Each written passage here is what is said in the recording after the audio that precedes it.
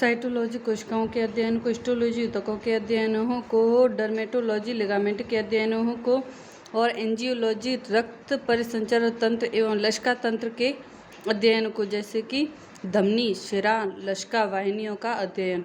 Cardiology हृदय एवं हृदय के विकारों का अध्ययन। स्पेनकोलॉजी शरीर के आंतरिक अंगों का अध्ययन। डर्मेटोलॉजी त्वचा का अध्ययन। एस्थीसियोलॉजी ज्ञानेंद्रियों का अध्ययन और एम्ब्रियोलॉजी भ्रूणीय विकास का अध्ययन। केंद्रक प्रोकैरियोटिक कोशिका एवं यूकेरियोटिक कोशिकाओं में अंतर। प्रोकैरियोटिक कोशिका और यूकेरियोटिक कोशिका। केंद्रक अनुपस्थित होता है और यूकेरियोटिक कोशिकाओं में पाया जाता है। झिल्ली युक्त कोशिकाओं माइटोकॉन्ड्रिया में प्रोकैरियोटिक कोशिकाएं अनुपस्थित होती हैं, अंतःप्रद्रव्य कोशिकाएं अनुपस्थित होती हैं और गाल्जी काय में प्रोकैरियोटिक कोशिकाएं अनुपस्थित होती हैं। लाइसोसोम में प्रोकैरियोटिक कोशिकाएं अनुपस्थित होती हैं। माइटोकॉन्ड्रिया यूकेरियोटिक कोशिकाओं में पाई जाती हैं, अंतःप्रद्रव्य जालिका यूकेरियोटिक कोशिकाओं में पाई जाती हैं, गाल्जी काय यूकेरियोटिक कोशिकाओं में पाई जाती हैं, लाइसोसोम यूकेरियोटिक कोशिकाओं में पाई जाती हैं। साइटोस्केलेटन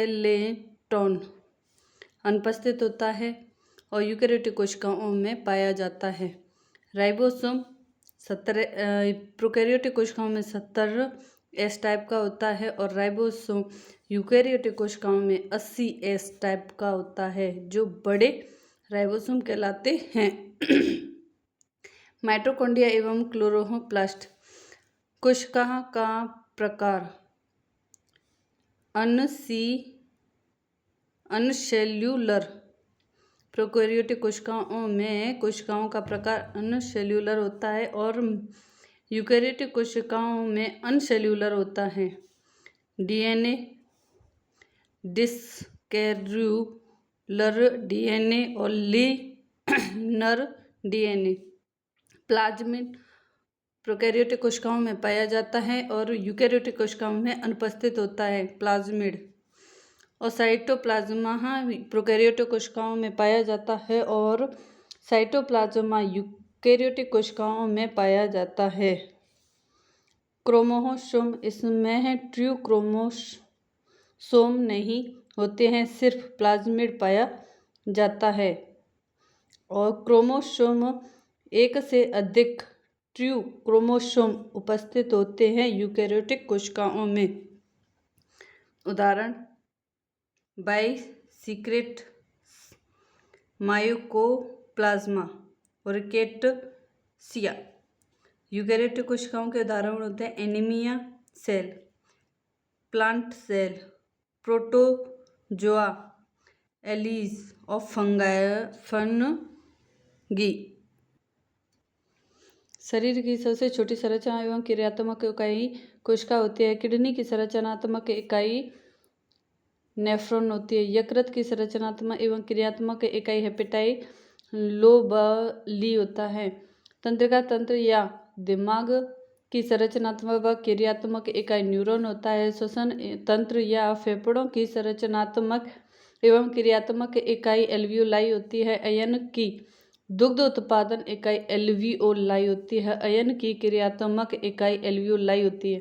हड्डी की आधारभूत क्रियात्मक इकाई ओस्टोन। कंकाली मांसपेशियों में संकुचन की क्रियात्मक इकाई सार्कोमियर होती है। अंडाशय की संरचनात्मक व क्रियात्मक इकाई फोलिकुलाई होती है। वृषण की संरचनात्मक एवं क्रियात्मक इकाई सेमिनिफेरस ट्यूबुलस होती है। जंतु कोशिका। जंतु कोशिका के विभिन्न भाग। जंतु कोशिका यानी कि 2 भाग होते हैं, कोशिका झिल्ली और कोशिका द्रव्य। कोशिका द्रव्य भी 2 प्रकार के होते हैं, साइटोसोल और कोशिकांग। कोशिकांग 3 प्रकार के होते हैं, झिल्ली रहित कोशिकांग, एकल झिल्ली युक्त कोशिकांग, दोहरी झिल्ली युक्त कोशिकांग। झिल्ली रहित कोशिकांग राइबोसोम, सेंट्रोसोम, बेसल बॉडीज और माइक्रोट्यूबुलस माइक्रोफिलामेंट। एकल झिल्ली युक्त कोशिकांग endoplasmic reticulum, Golgi bodies lysosome और वैकोलेंस या पेप्रोजासोम।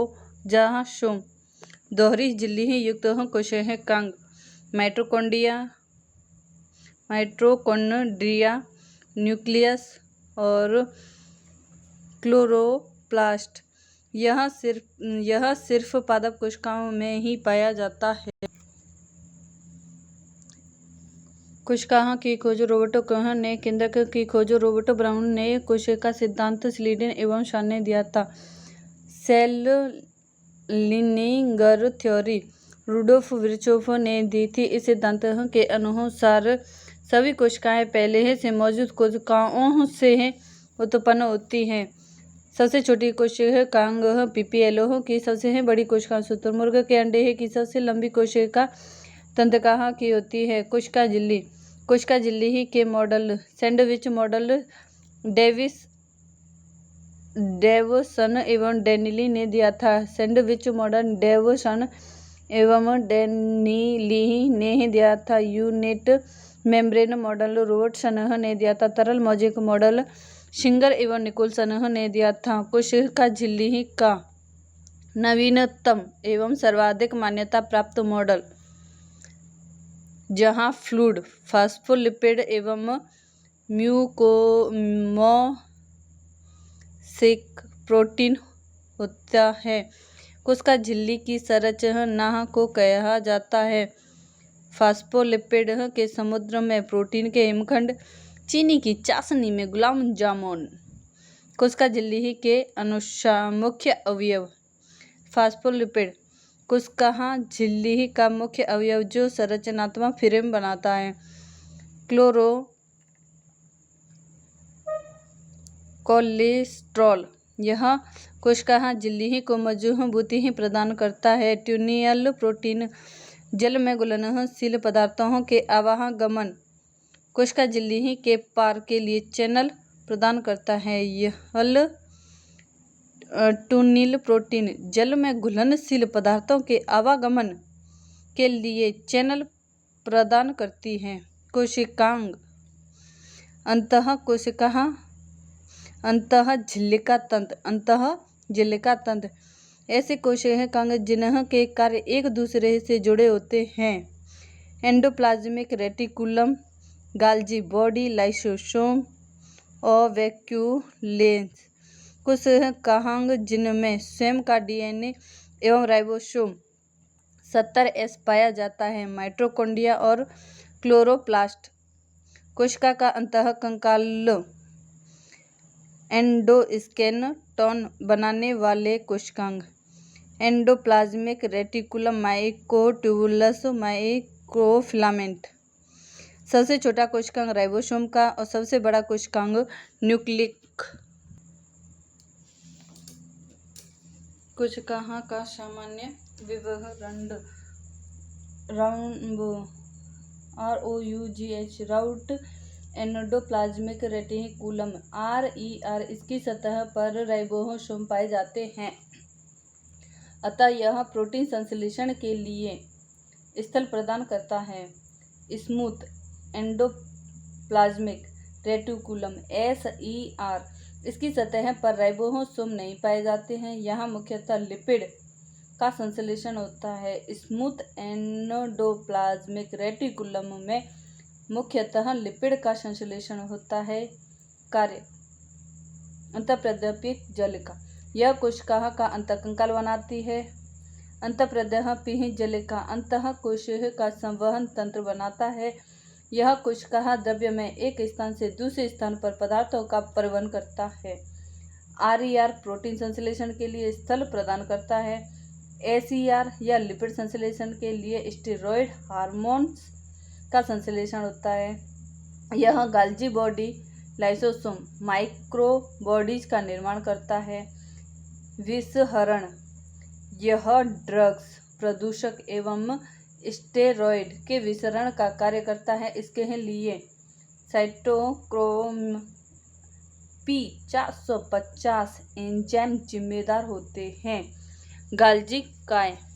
दीर्घ अणुओं का श्रवण करना, सभी दीर्घ अणु गोल्जी काय के माध्यम से कोशिकाओं के बाहर भेजे जाते हैं। अतः कोशिका को मिडिल मैन ऑफ सेल कहा जाता है। गोल्जी काय को मिडिल मैन ऑफ सेल कहा जाता है। प्रोटीन एवं लिपिड का ग्लाइकोलाइटिन करके ग्लाइकोप्रोटीन एवं ग्लाइकोलिपिड बनाता है। गोल्जी बॉडी यह एंडोप्लाज्मिक रेटिकुलम दोनों मिलकर लाइसोसोम का निर्माण करते हैं। शुक्र जनन के समय शुक्राणुओं के एक्रोसोम का निर्माण करना, अंतःस्रावी ग्रंथियों के हार्मोन का स्रावण। लाइसोसोम यह बहुरूपीय कोशिकांग है। लाइसोसोम बहुरूपीय कोशिकांग है। लाइसोसोम जल अपघटनीय एंजाइम पाए जाते हैं। अम्लीय pH 5 होता है। परिस्थितियों में ज़्यादा सक्रिय होते हैं। इसमें 50 प्रकार के पाचक एंजाइम भरे होते हैं जिन्हें एसिड हाइड्रोलाइसिन कहा जाता है। अंतःकोशिका पाचन। ऑटोफेज पुराने एवं मृत कोशिका का पाचन। हेटेरोफेज बाह्य पदार्थों का पाचन। बाह्य कोशिका पाचन हड्डी के अवांछित भाग को हटाने का कार्य ओस्टियोक्लास्ट के लाइसोसोम करते हैं। ऑटोलाइसिस कभी कभी कोशिका के सभी लाइसोसोम फट जाते हैं और कोशिका को पूर्णतः नष्ट कर देते हैं। इसलिए लाइसोसोम को आत्मघाती थैली कहा जाता है। सूत्रकणिका माइटोकॉन्ड्रिया कोशिका का शक्तिगृह कहा जाता है। माइटोकॉन्ड्रिया को कोशिका में कोशिका कहा जाता है। अर्धस्वायत्त कोशिकांग क्योंकि इसमें स्वयं का डीएनए एवं राइबोसोम पाया जाता है। सर्वाधिक व्यस्त एवं सर्वाधिक सक्रिय कोशिकांग। माइटोकॉन्ड्रिया कोशिकीय श्वसन का उचित स्थान, लिंक अभिक्रिया, क्रेब्स चक्र एवं ETS का उचित स्थान।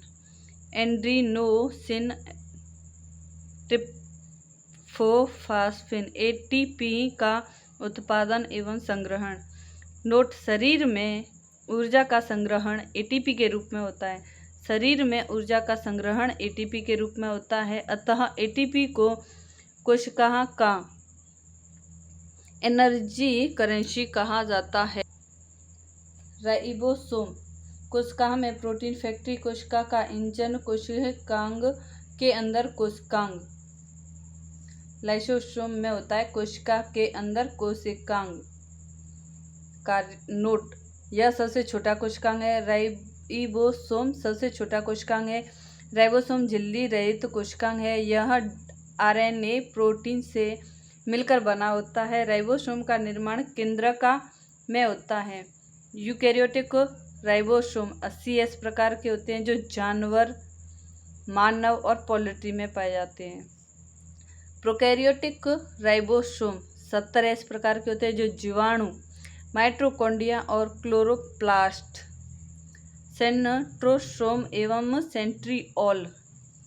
सेंट्रोसोम दो बेलनाकार संरचनाओं से मिलकर बना होता है जिन्हें सेंट्रियोल कहा जाता है। दोनों सेंट्रियोल एक दूसरे के समकोण पर स्थित होते हैं।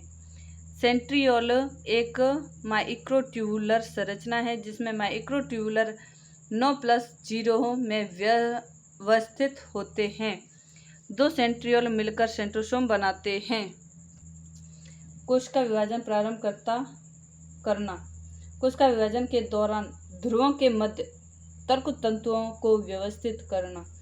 यह सिलिका एवं फ्लैगेला के बेसल बॉडी बनाता है। केंद्रक कोशिका का नियंत्रक एवं निर्देशक।